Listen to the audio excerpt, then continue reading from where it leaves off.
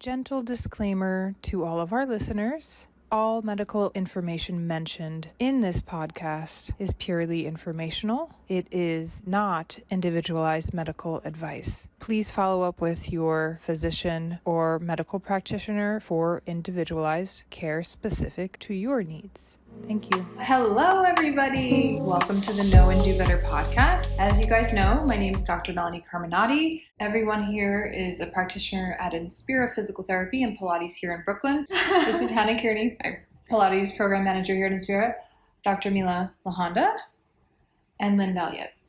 We are a physical therapy practice, but we also do Pilates for wellness, but everyone here who works as a Pilates practitioner has some kind of rehab training and rehab background. And for us and for myself as the founder of Inspira, I see Pilates as an invaluable tool for movement re-education. And that is because of the principles of Pilates, and breath being the first principle in classical Pilates training. It connects you back to your body. Many people who come in here who sometimes have injuries are disconnected to their body in some kind of way. So bringing them back to the breath is, for most of the patients, the first thing that we do. And Pilates is amazing at strengthening and stabilizing the entire body and giving that body awareness. So we use it heavily here at Inspira. All of the practitioners, physical therapists, and Pilates practitioners are using all of the equipment and different Pilates-based tools. I wanted to start off the conversation with having Hannah Kearney, who is here. She's our Pilates Program Manager. She's actually a dancer. And so I wanted to have you start with just telling us about your journey into Pilates and when did you start your own Pilates practice? Yeah. Hey, everybody. I grew up dancing, and after dancing all day on Saturday, my mom would wake me up at like 8:30 on Sunday mornings. Loved it. And she would say, hey, let's go to Pilates. And I would go to her gym and take a mat class with this really amazing woman named Shannon. And she brought really classical, traditional Pilates to life for me. She was all about elongation, and she could just hold this massive room of people, but still be very minute and specific and really get you to feel your insides like we all aim to do every day with our clients.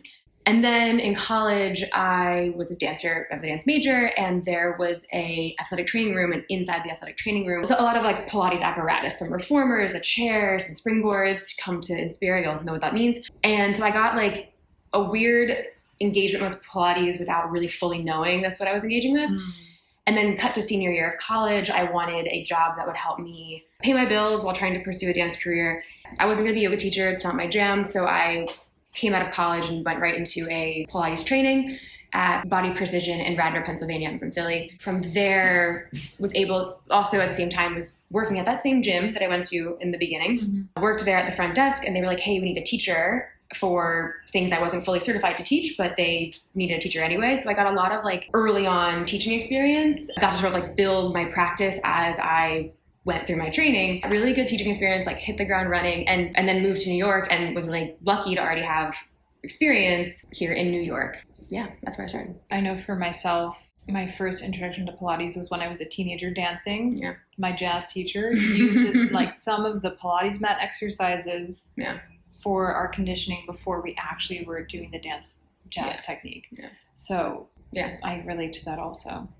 How do you see Pilates enhancing the overall quality of movement in the clients and patients? Yeah, I was thinking about this. I think it's a confidence thing. I think we, as Melanie was saying, we get a lot of we get clients who maybe have pain or want to move bigger or want to feel safe moving, and they don't have that confidence. Right. And then with going really to the Pilates fundamentals, going back to the beginning, talking about all the little things, but in an approachable, digestible way, it's really nice to watch. I can think of a couple clients off the top of my head where it's okay, I saw you less than a year ago and you didn't have confidence to try something new or to move a little bigger or twist a little more. And then within a year, some things are not a problem anymore. Some things are still, cautious, but they're not a problem anymore. Things really that I think we teach every day, neutral pelvis. Are you far back? Are you forward? Things like that. Helping people find confidence, and therefore they can do more because they believe in it and have more strength, and it all goes together. I love that. I think Mila and Lynn, we both can attest to when people have injuries or many things going on in their body, there's a lot of fear that can develop around movement. Confidence is something that comes from the Pilates practice, right? Confidence in movement, confidence in yourself. And Joseph Pilates talks about that mind, body, spirit. And although we're not working on the spirit directly here, it happens organically just because of the movement method. And so I want to go into having Lynn take us into her experience, because we're very fortunate. Lynn is a second generation Pilates teacher. And I wanted to know from you, Lynn, what has been your experience with the evolution of Pilates over the past 10 years?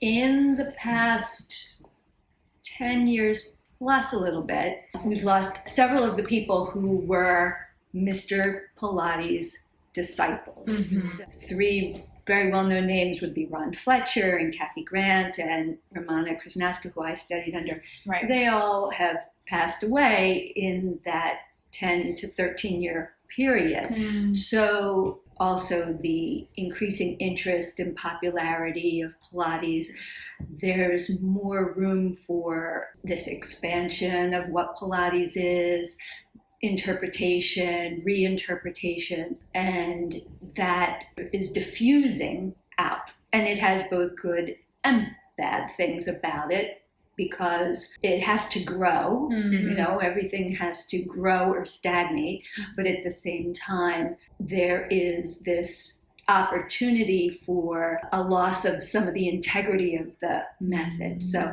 it just becomes, like anything, so much more about understanding the person that you're training with, whoever that person is, understanding them and their understanding of the work, and knowing that they are committed to their education and to providing the best quality Pilates instruction they can for whatever that might mean. And for those who are watching or listening, first generation, second generation, we use these terms a lot in Pilates, and first generation just means that students who trained with Joseph Pilates, the creator of Pilates, directly. And then second generation would be someone like Lynn, who has studied with one of the original students of Joseph Pilates. How would you say Pilates has evolved since you began as a practitioner? There is a lot more interest in the science underneath of it. Uh-huh.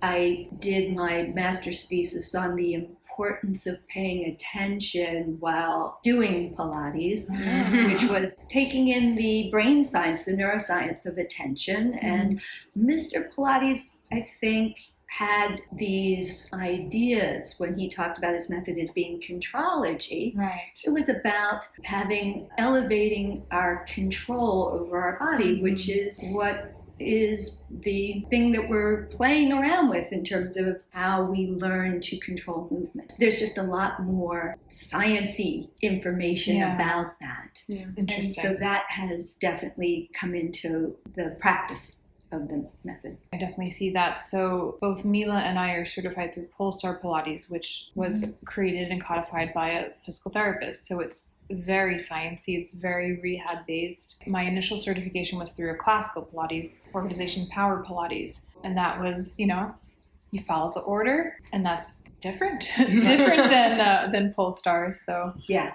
I have the opportunity to sometimes observe you in action, Lynn, and I see you working on the minutia of movement with many of your clients.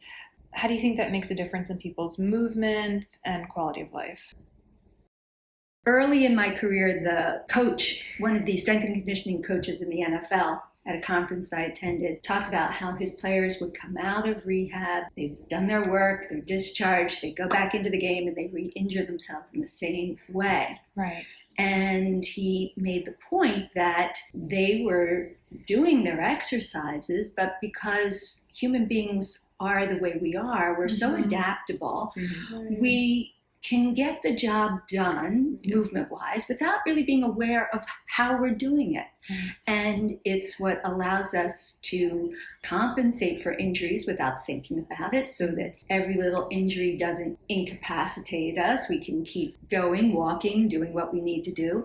We just do it a little differently without being aware of it. When it comes to therapeutic exercise, we have to do something that's not natural to us as human beings. we have to not allow that sort of automatic compensation to happen, and instead we have to try to reconnect with those parts of the body that are underactive or have been injured, that we've been substituting around. Right. With my cueing and my client's concentration, we're trying to open up an opportunity to rediscover those parts of the body, Right. and to engage them for the first time perhaps in a long time for people. And that is really challenging. It takes a lot of awareness, of concentration, of focus, of cueing, and patience, both on the part of the client and the part of the instructor,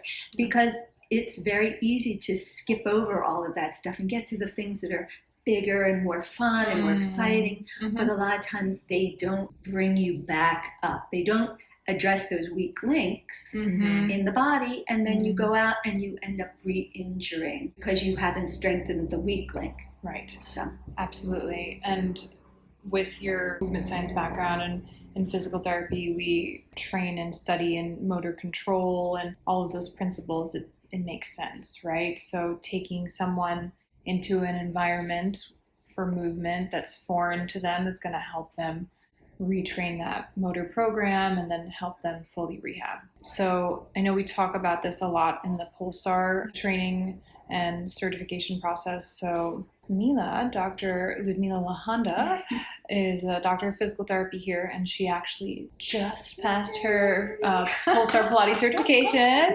Yay! So where's the champagne? Yeah, I forgot the champagne.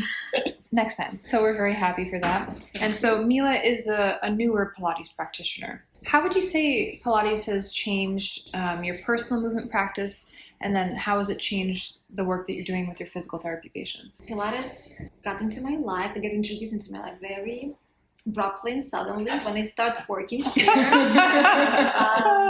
It was last summer. And before that, my idea of Pilates was, okay, it's core exercises. That's all I knew about the Pilates. When I started here, I took a few private sessions, tried equipment, and initially my understanding was, oh, let me just try. I just want to see how it works, and I'll be good. And little I knew how complicated is this. Well, again, when I tried, and Hannah was moving me, I took the class with Hannah.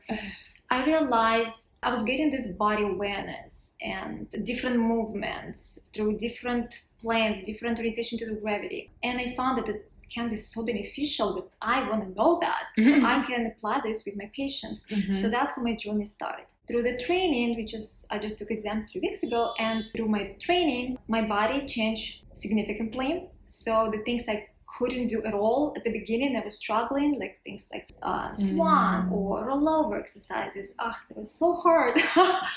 3 weeks ago, I was just able to do them wonderfully. I was very proud of myself. My instructor was so proud of myself again. And for me, it was just another evidence that practice, and again, that body awareness, that precision, all these Pilates principles, segmental mobility, articulation, that makes change to the body. And what Yulene said about this precision and small movements, that's what Pilates is also, that's a big component of that. Right now, when I exercise, I already even don't remember how I exercised before, because all those principles in my mind, I carry also when I exercise my patients. That specifically all those principles in my mind, the body awareness, that's where we start with breathing, elongation. That's the basic way we start. Again, being a PT, that's very important. Not to jump right away, as you said, like fun and something more dynamic, but just really focus and bring that awareness to the body. How, because it's more recent for you, how do you feel like that integration is different than traditional physical therapy or traditional therapeutic exercise, traditional neuromuscular rehab? How do you feel like the Pilates method is different than traditional physical therapy? Yeah, as I mentioned, because again, using the apparatuses and Pilates machines gives the opportunity to exercise in different planes and different orientation to the gravity. So again, as a PT, it's very important during the rehab to start patients maybe gravity eliminated position, maybe assisted, and then eventually introduce with exercises with gravity. So it's really difficult when it's so much easier to use the Pilates equipment to introduce that exercises to the patient, especially in the stages of early rehab. Yeah. Also, because of this assistance, using the equipment, it allows to give the patient the proprioceptive input to the body, reteach, and from the neuromuscular point of view, also give the proprioception to the nervous system to re-educate, maybe, as you also mentioned, that it was an old pattern of movements, which eventually would lead to the injury. Now there is opportunity to try different positions, to reteach that movement pattern to more beneficial, more efficient movement. Using the apparatuses, that's what they offer. The different changes of position, gravity, relationship to the gravity, closed chain, open chain. I totally agree with that because I'm also a physical therapist. Specific to the proprioceptive part, the springs, I don't know, nothing gives proprioceptive feedback like springs. It's just incredible. We see a lot in our office patients who have Ehlers-Danlos syndrome, EDS, or hypermobility. For that population, proprioceptive feedback is so important. And what Mila was just saying about the Pilates equipment and the apparatus enabling people to do movements that they couldn't do otherwise or couldn't do with traditional exercises. It's totally true. Yeah. You get them in an anti-gravity position on the reformer, they're doing footwork, they're strengthening, they're moving in ways that upright against gravity might not be possible in that moment. But also I feel like the equipment really supports people and it supports their bodies and it enables them to, like you said, do things that they couldn't do without it. Yeah. I was a dancer. I was introduced to Pilates when I was young, but then reintroduced at 18 when I was doing Jose Limon reconstruction in Philly. One of the woman who was choreographing the piece on us, or reconstructing the piece, she's like, I just got certified. Come early and I'm going to teach you mat Pilates. And that was it. And then after that, I got my first certification. I can say that now, because I've been a physical therapist for about 10 years, I don't know how to operate as a movement practitioner without it. I know from a physical therapy standpoint, for people with back pain, the education that we do for neutral spine, that's so characteristic of Pilates rehab principles, is crucial, and it makes a tremendous difference when we're using Pilates-based modalities with it. As I mentioned in the beginning, the mind-body part of it and the minutia of what we're correcting and the precision, and it's so necessary for that full recovery and that return to life. Which is the name of a book that he wrote. So not to be cheesy, but I wanted to also highlight, I mentioned EDS. Polestar used to have a center in Miami where physical therapists and their Pilates studio coexisted. They're not operating in that space anymore, but when I was working there as a graduate student, I would help run classes for people with Parkinson's disease. And so that's another population where I remember they would come in at the beginning of class, walk out a different person. And just a 45, 55-minute group class. It was really incredible what the feedback from the springs and all of the exercises with postural awareness and body awareness, moving in space, and it's just extremely powerful. I wanted to transition now to talk about the pelvic floor. Because we also see a lot of patients in our office for pelvic floor physical therapy, as we all know. I've talked about this in some of my workshops before, and everyone here in this office knows this, but we are very aware in this office of the function of the pelvic floor and whether or not it's appropriate to be cueing the pelvic floor. But for patients who don't have pelvic pain and don't have any complex surgical history, I find that patients who have urinary incontinence after we've done the pelvic floor physical therapy evaluation and treatment, it helps tremendously getting them on the reformer, doing the pelvic floor engagement with the resistance. It helps with their rehab. Same for prolapse, people who have different types of organ prolapse, it helps tremendously. So I wanted to pick Mila's brain about the benefits of Pilates for back pain, postural dysfunction, and some pelvic floor stuff. What do you think? Anyone will benefit from Pilates work. Yeah. But if we are talking about specifically like somebody with low back pain, for example, as Hannah mentioned before, I really like the confidence. So if somebody presents with back pain, maybe they were told you can never bend forward or you can never extend backwards. I have that fear of simple just movement, and then it creates more stiffness in the body, and it's just like vicious cycle. Now when we introduce, they put them simply like gravity eliminated position, and they were just introducing the flow, introducing the movement, and that slowly getting them back to that confidence, and slowly again progressing. That's just a simple example of someone with fear of movement and back pain. With postural re-education. Postural education also, again, great as a PT, maybe potentially will initially work manually, work through my fascial slings, and then, when I restored the manual work, the soft tissue, then they're ready. I want to stabilize them in that new state of the body, of the tissue, and I will introduce them and move them. Depends through different movements what I want to work on, just to stabilize that new state. With pelvic floor, it's not all about Kegels, it's so much more what we work about with pelvic floor. But if you're talking just specifically about pelvic floor muscle strengthening, it's important orientation to the gravity. So we always will start, obviously, breathing introduction, but how to engage pelvic floor muscles or relax, it will be laying down flat, so there is no gravity. And that will be also progression. So now we will have opportunity to introduce someone to the movement. If, for example, we'll put someone in standing, and we'll guide them, relax or contract. They might not even feel it because maybe not strong enough yet, if it's somebody who has just recently gave birth. So definitely anyone I think will benefit from Pilates exercising. I want to wrap up our conversation with just having everyone tell me what their favorite thing about Pilates is and how you hope it will evolve in the future. My favorite thing about Pilates is that it's not about how well you do Pilates. It's about how well you feel after doing Pilates. And that is what makes Pilates good for everybody, right? As far as where it goes, it's more for me less about where Pilates goes, because it's going to go where it goes, but more instead about hoping that more people embrace this idea of exercise for wellness and of wellness in general. Bringing that investment of our time, of our energy, of our attention as a society into wellness. It's like the thing that I would want for all of us in the future. I think my favorite thing about Pilates is consistency matters, but the nice thing about having a guided experience through Pilates is like it's things that are applicable. Like, yes, we've talked about the apparatus and the equipment and how magical they can be.